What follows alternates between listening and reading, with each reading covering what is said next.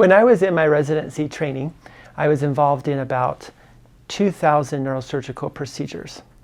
This year is my 8th year, going on 9th year of surgical practice, and I did my 5,000th case earlier this year in neurosurgical practice.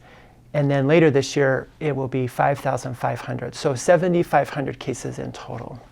As I've reflected on the experience I've had in neurosurgery and on the patient outcomes, I think there are 3 things that correlate most closely with good surgical outcomes. Number 1 is doing the right surgery for the right patient at the right time. That's number 1. And a caveat to that is there is no surgery like no surgery. Number 2 is performing a technically proficient and excellent surgery. And number 3 is prehabilitation before surgery and excellent post-surgical aftercare. I want to focus this discussion a little bit on surgical decision making and why I think there has never been a more optimistic time for good surgical outcomes in neurosurgery. Last night, I was watching the NFL Monday Night Football game between the San Francisco 49ers and the Minnesota Vikings. There was a point in the game when the Minnesota Vikings had the decision of whether to go for it on 4th and goal. The analytics suggested that you go for it. Analytics says go for this up to 5 yards. But on 4th and goal, they kicked the 20-yard field goal. The coaches actually decided to kick the field goal. This idea of analytics and of making decisions based on what the data shows is the future of surgical decision making in medicine. We need to have good data and then study that data in such a way that we could tell a particular patient, if we do surgery, the likelihood of you achieving this particular goal is this percentage. If we don't do it, it's this.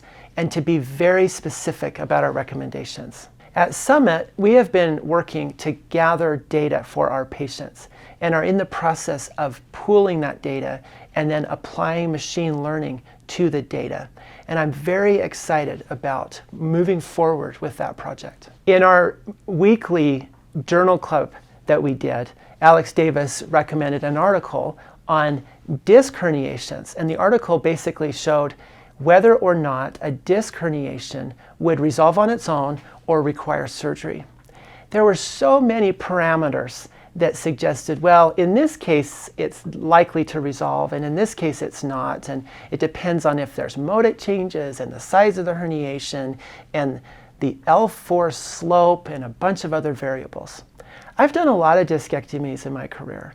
I've seen a lot of patients with disc herniations. And I can tell you, even as a relative expert in the field, I can't always see the patterns in whether or not a patient is likely to benefit from surgery. However, if we take all these variables and put them into an algorithm and the machine learning can be applied, then I think we can establish better analytics and patterns for our decision making, just like the 49ers and the Minnesota Vikings deciding whether or not to kick a field goal or go for it on 4th down.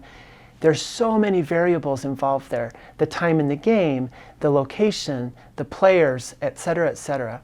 And as we get further along, I'm very excited to be able to say to our patients, look, this is what our analytics show.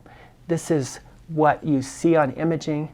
These are the current symptoms you're having, and to come up with more educated surgical decision making, because I think that is what will lead to better surgical outcomes.